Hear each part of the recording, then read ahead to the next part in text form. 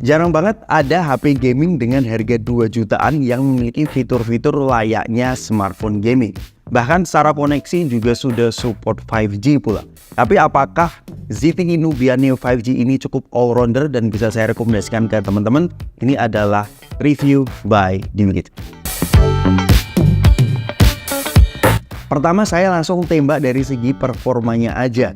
Tapi sebelum kita masuk lebih dalam ke performanya, saya cukup apresiasi bahwa ada HP gaming seperti ZTE Nubia Neo 5G ini yang memiliki fitur-fitur gaming juga. Seperti kalau kalian pergi ke bagian game space-nya, itu ada 3 mode yaitu Eco, Balance, dan Rise.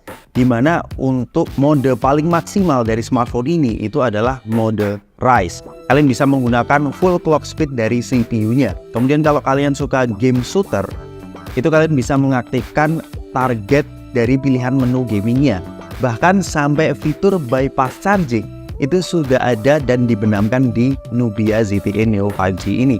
Jadi kalau kalian main game kurang baterainya, kalian ngecas, dia tidak menggunakan daya baterainya tapi menggunakan daya dari chargingnya. Ini jarang banget atau bahkan tidak ada ya di harga 2 jutaan. Kemudian untuk performanya bisa dibilang cukup kurang familiar ya teman-teman dengan prosesor Unisoc ini. Dan seri yang digunakan adalah Unisoc P820, dibenamkan dengan RAM 8GB dan internalnya cukup lega 256GB. Baterainya juga agak nanggung sih, ada di 4500 mAh. Untuk skor benchmark seperti Antutu dia tembus di 440.000. Ini untuk harga 2 jutaan cukup impresif ya. Cuman kalau kita melihat kecepatan storage-nya ternyata cuman segini. Kalau kita bandingkan HP di kelas bawahnya itu masih oke storage di Itel S23 Plus. Tapi jangan dipandang remeh, raw performance-nya memang luar biasa banget dari segi single core-nya. Dia hampir menyaingi Xiaomi 13T yang harganya 3 kali lipat ya. Dia ada di 800, kemudian Xiaomi 13T ada di 1090. Kemudian untuk multicore-nya ya jelas menang di Xiaomi 13T ya. Dan pertanyaannya bagaimana dengan performa gamingnya? Saya coba untuk PUBG, ternyata settingan grafiknya itu bisa mentok smooth extreme. Dimana smooth extreme itu biasanya bisa run 60 fps. Tapi anehnya dengan mode yang sudah saya maksimalkan yaitu mode Rise, ternyata saya tidak merasakan 60 fps banget. Justru yang saya rasakan ada di sekitar 40-45 fps ya. Ini agak aneh sih. Sebenarnya ekstrim itu bisa 60 fps secara teori, tapi prakteknya saya rasa hanya di 40-45 fps. Mungkin kurang begitu optimize saja. Kita bisa berharap di update software ke depan. Kemudian untuk bermain game seperti Mobile Legends dan AoV, ini lancar banget, tidak ada kendala sama sekali. Bahkan di AoV bisa terbuka grafiknya di 60 fps. Saya tidak mengalami lag sama sekali, lancar jaya untuk AoV. Mobile Legends memang secara grafiknya bisa ultra, tapi secara fps cuman di frame rate tinggi aja. Buat game berat seperti Genshin Impact menurut kami cukup lumayan, experience-nya cukup acceptable, bisa dimainkan. Bahkan di Abyss 12 menurut saya ini juga masih nyaman ketika musuhnya banyak, tapi memang harus di grafik terendah dan modenya Rise agar pengalamannya cukup acceptable. Jadi untuk harga 2,7 jutaan ini terbilang lumayan. Kemudian untuk performa baterainya menurut saya dengan kapasitas 4500 mAh nggak begitu impresif juga, karena screen on time yang bisa saya dapatkan ya kisaran 5-6 jam aja.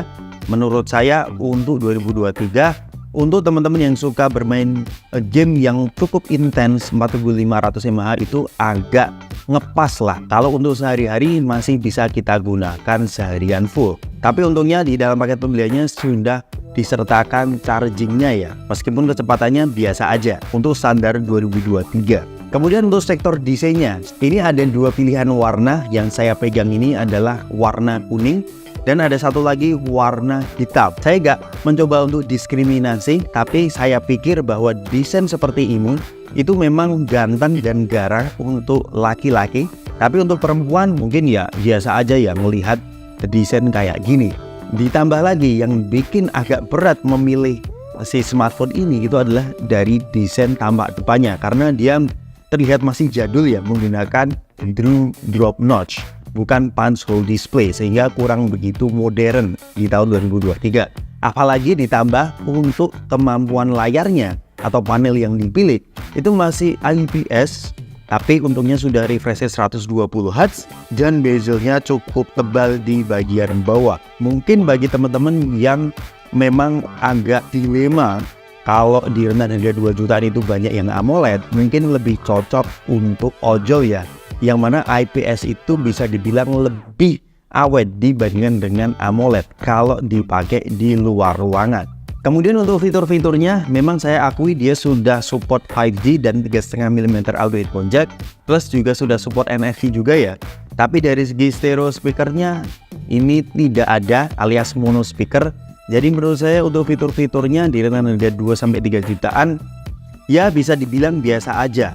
Kemudian untuk sektor softwarenya bisa dibilang dia hampir mirip-mirip seperti stok Android, cukup simple dan dia sudah menggunakan Android versi ke-13 dengan UI-nya MyOS ke-13. Kalian bisa extend RAM up to 10 GB di sini. Kemudian UI-nya cukup ringan dan smooth, tapi memang bukan yang terbaik di rentan harganya. Kemudian untuk sektor kamera, ini bukan sektor yang jadi jualan utama dari smartphone gaming. Memang ada 2 setup kamera, dia tidak ada ultra wide. Hasilnya memang bisa dibilang biasa aja.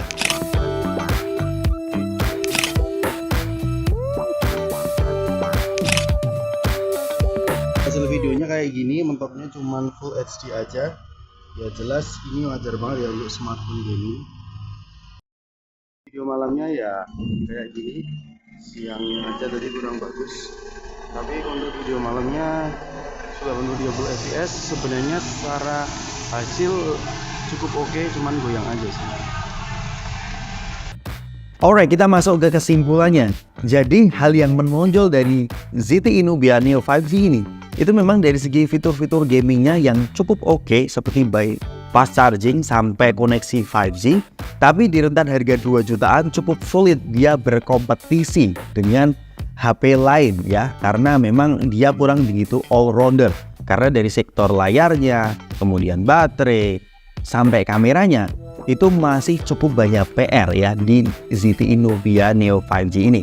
Mungkin menurut asumsi saya, status dari ZTE Nubia Neo 5G ini adalah pelengkap dari ZTE Indonesia yang mencoba serius masuk ke pasar smartphone Indonesia. Dia sudah merilis yang versi flagshipnya, yang ZTE Nubia Neo 5G ini adalah pelengkap untuk mengisi sisi mid-range-nya. Terima kasih bagi teman-teman yang sudah nonton video ini sampai akhir. Jangan lupa untuk subscribe di channel Dewi Gadget untuk mengetahui video terkini soal pergadgetan. Sampai ketemu di video selanjutnya. Peace out.